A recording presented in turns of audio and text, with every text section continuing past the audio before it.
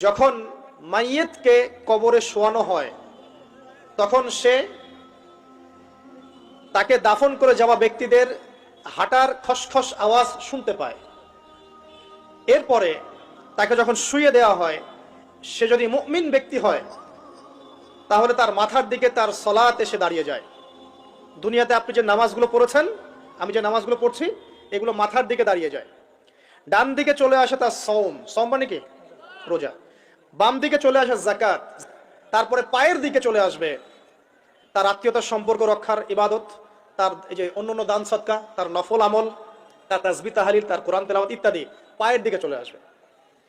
এখানে একটা হাদিস এসেছে, সূরাতুল মুলক যে ব্যক্তি রাতের বেলা তেলাওয়াত করবে, কোন সূরা ভাই? তাবারাকাল্লাযী বিয়াদিহিল মুলক ওয়া হুয়া আলা কুল্লি শাইইন কাদির।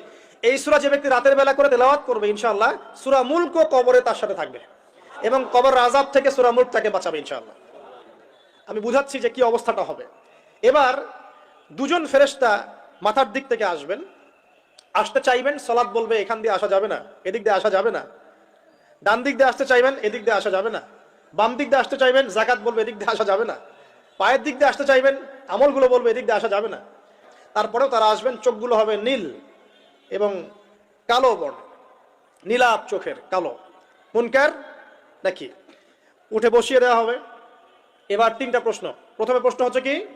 মান রব, তোমার রবকে। তখন